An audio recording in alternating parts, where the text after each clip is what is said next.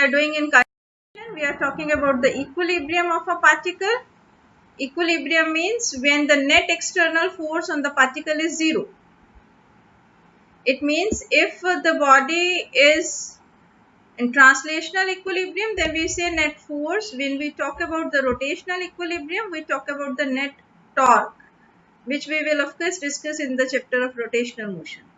Now, when we are saying that a system is an equilibrium or a particle is on equilibrium, but two forces are acting on it, F1 and F2, then their vector sum should be equals to 0. It means F1 vector plus F2 vector should be equals to 0. Or I can say F1 vector, it is equals to negative of F2 vector.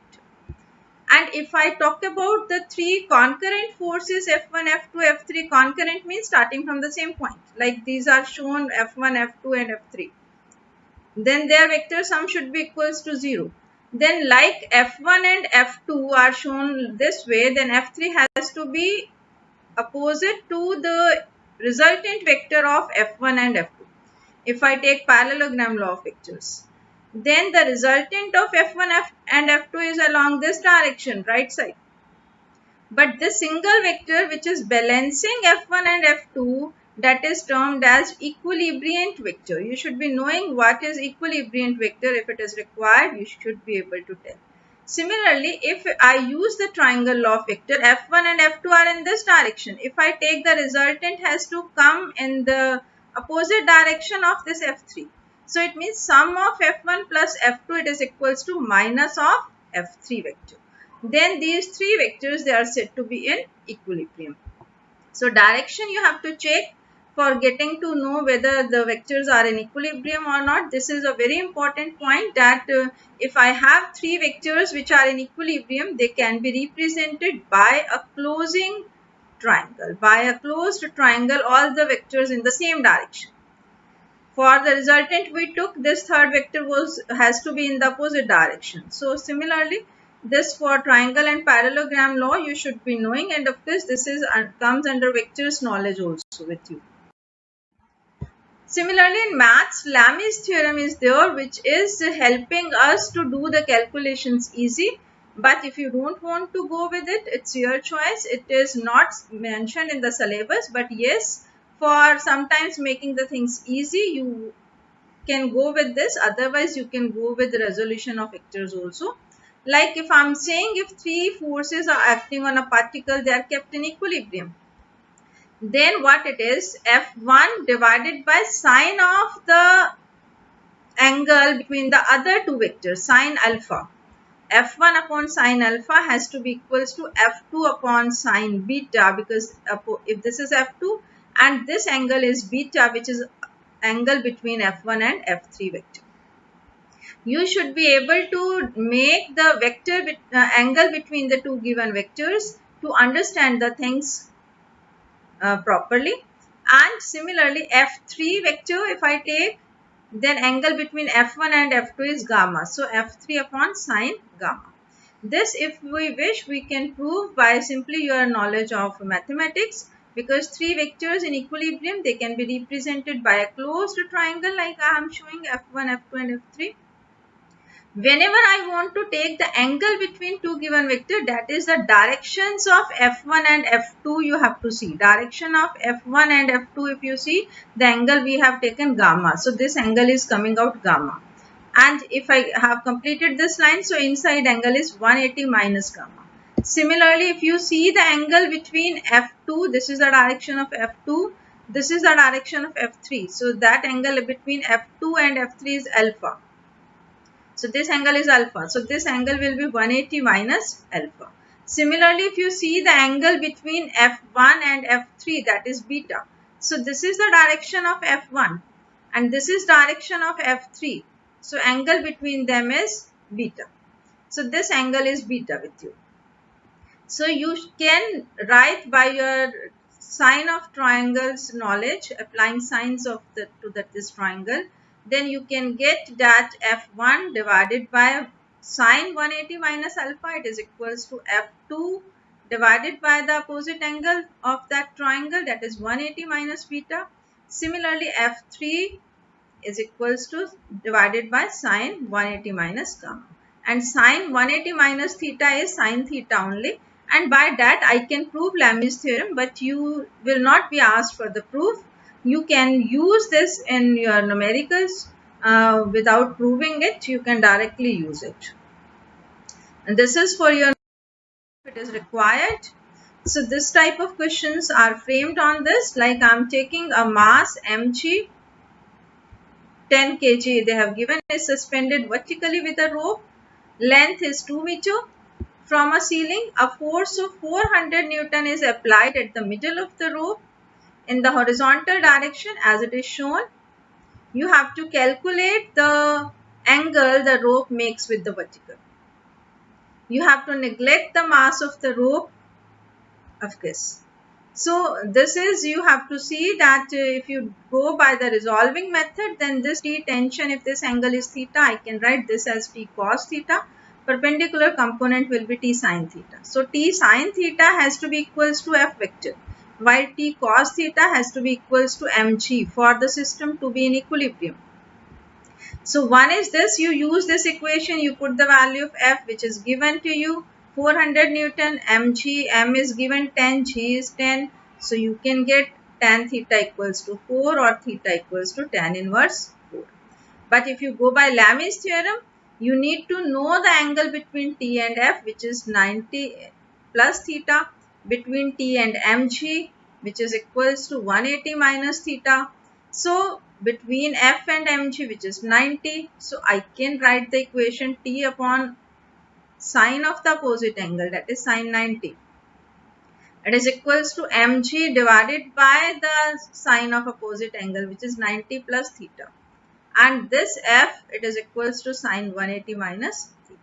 So again, if your choice in numericals, whatever method you want to prefer, answer by both the methods you will be getting the same. Because if here you take these two paths only, you will be getting F upon mg. It is equals to sine 180 minus theta divided by sine 90 plus theta.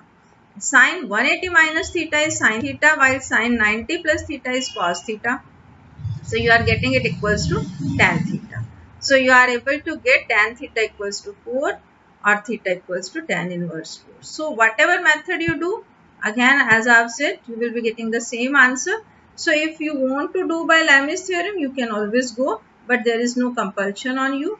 And of course, in this particular case, by resolving, you will be getting it in a more simpler way.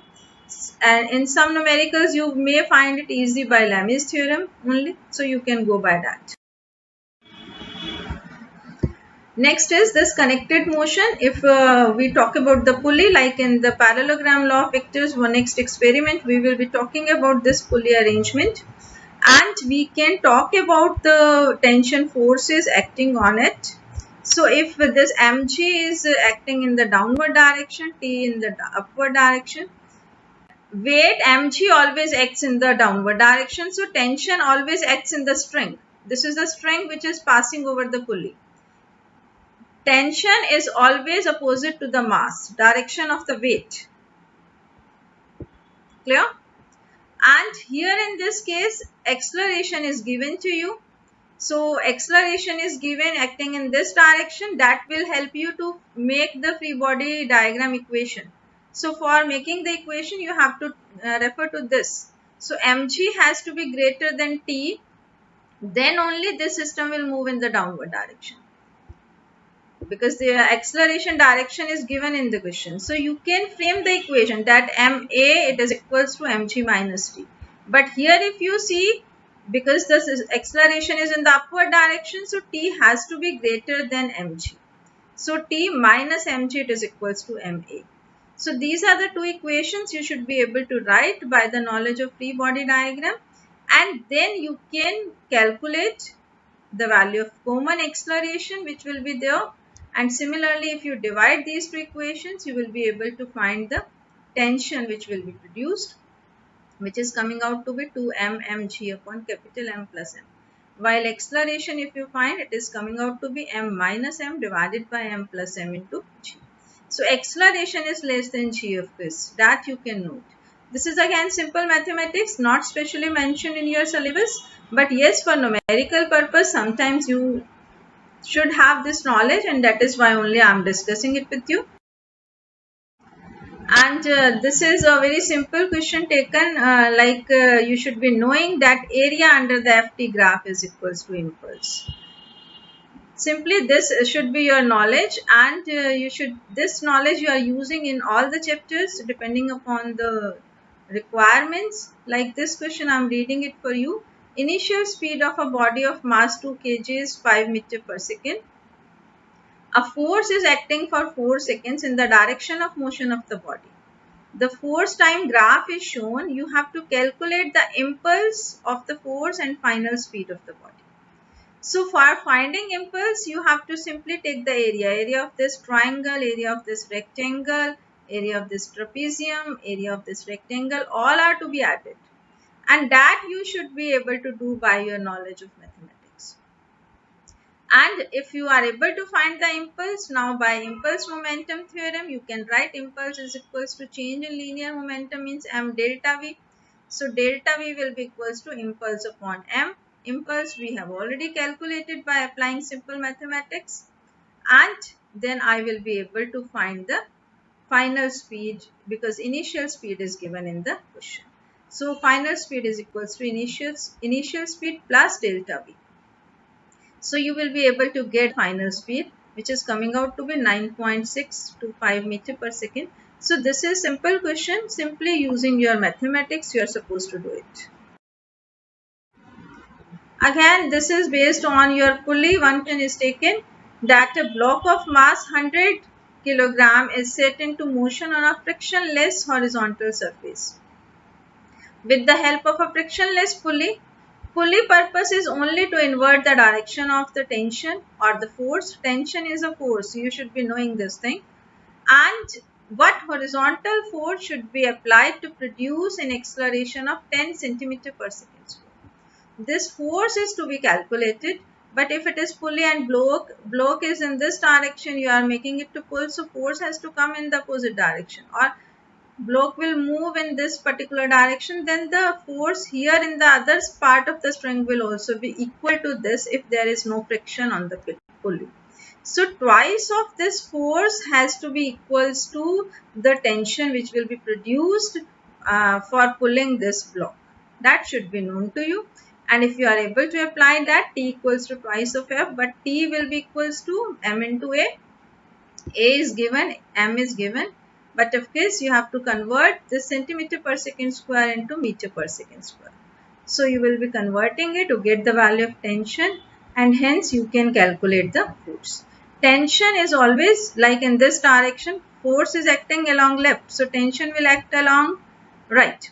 But for block, it will produce the tension in this way, and both, if we want to keep the system in equilibrium, this twice of F should be equals to T. That you have to have the understanding, and then this question will be very simple with you. So you can keep things up to this.